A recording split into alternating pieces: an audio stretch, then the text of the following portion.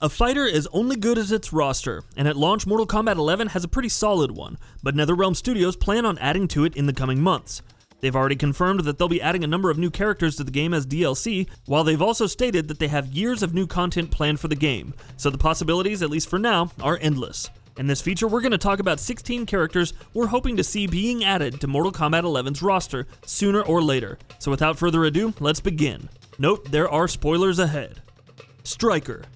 NYPD officer Curtis STRYKER first appeared as a playable character in Mortal Kombat 3, and has since then become a series mainstay of sorts. For several years, he has featured as a playable character in most mainline releases, but not since he was killed in Mortal Kombat 9. But death has hardly ever been permanent in this series. STRYKER himself in fact made a subsequent appearance as a Revenant, so we're hoping we haven't seen the last of him yet.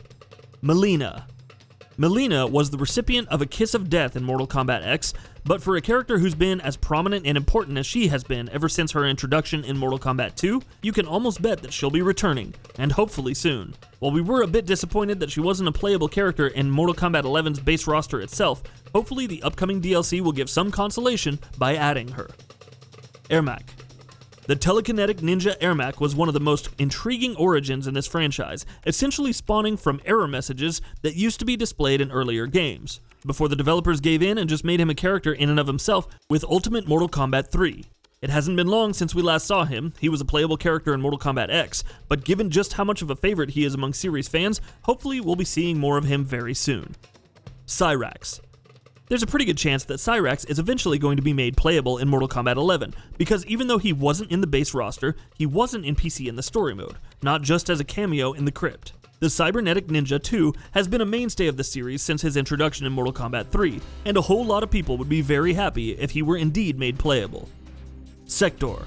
Just like his counterpart CYRAX, Cyborg Ninja SEKTOR has been around for a long time, and was an NPC in Mortal Kombat 11, so the chances of seeing him being made playable eventually aren't too low. In fact, there are already mods out there that make both characters playable. Hopefully NetherRealm will take cues and make it official as well.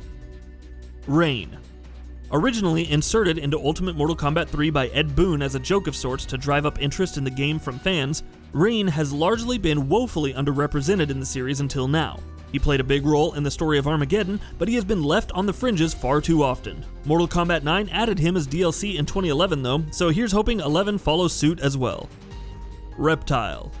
A true veteran character of the Mortal Kombat franchise, REPTILE may have started out as a secret boss in the very first game, but he's only grown in prominence and popularity with each new game since then, and has been featured in almost every major mainline entry, with Mortal Kombat 11 being the first one in a long while where he wasn't part of the base roster. Maybe NetherRealm thinks that now is the right time to give Saurian a bit of a rest, but we're sure that we're not the only Mortal Kombat fans who are pleading for him to make a return. FUJIN. Though he got his debut in the much maligned offshoot of the series Mortal Kombat Mythologies Sub-Zero, he's since gone on to endear himself to the series fanbase, appearing in a few mainline titles as a playable fighter. 2006's Mortal Kombat Armageddon was the last time we got to play as him, and even though he's made numerous cameo appearances since then, his time in the sun is long overdue. KENSHI. This psychokinetic warrior has been one of the most fiercely beloved and widely popular Mortal Kombat characters ever since his introduction in Deadly Alliance, and for good reason. From narrative involvement to the character's background to even how he performs during gameplay, KENSHI has been a fan favorite for many years. It was a big disappointment that he wasn't playable in Mortal Kombat 11's base roster, but here's hoping that NetherRealm are saving him for DLC. TAKEDA Takahashi. A very new introduction, but still a pretty solid one. TAKEDA is Kenshi's son, and though he still has a long way to go before he gets even close to his father's level of sheer excellence, he made a strong impression with his debut in Mortal Kombat X. He would go on to make a cameo appearance in Mortal Kombat 11, but hopefully NetherRealm have got more planned for him than just a tiny cameo. SHEEVA. The Shokan warrior hasn't been a mainstay in the playable roster of the series, but she has made numerous appearances nonetheless, even being playable in Mortal Kombat 9. Here's hoping this fierce four-armed warrior gets to make a comeback soon. NIGHTWOLF. The Lakota warrior made his debut in Mortal Kombat 3, and though he appeared as an NPC in X and made a cameo appearance in 11, we haven't really been able to play as him since the 2011 reboot. Here's hoping he makes a comeback soon. Smoke. Smoke has more often than not been featured in Mortal Kombat games in supporting roles, but despite that, he's proven to be a widely popular character among fans of the series. The cyborg human ninja assassin, depending on which timeline you consider, appeared first as Enenra in Mortal Kombat X and as Triborg, in spirit at least. Hopefully he'll be coming back as Smoke from Mortal Kombat 11 sooner rather than later. Shujinko. Shujinko is probably among the most overlooked characters we've mentioned in the list so far. First introduced in Deception, he's only appeared as a playable character in 2 other games since then, one of which was a PSP port of Deception. If for no other reason than hopefully getting to know more about him and discovering what his place is in this new wacky timeline NetherRealm have created, we hope to see him making a comeback soon. TAVEN. Did we say Shujinko is underrepresented? Compared to TAVEN, Shujinko is practically a star of the series.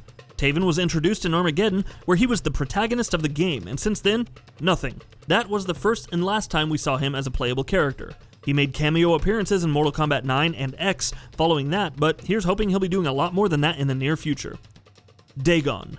The other side of the disappointing coin we just spoke about in the previous entry, DAEGON was introduced in Armageddon as TAVEN's brother, and also as the main antagonist. Just like his brother, we've never gotten to play as him again, even though he too made cameo appearances in Mortal Kombat 9 and X. Hopefully whenever NetherRealm decide to bring one of these 2 back, if they ever decide to, they'll bring the other one along for the ride as well.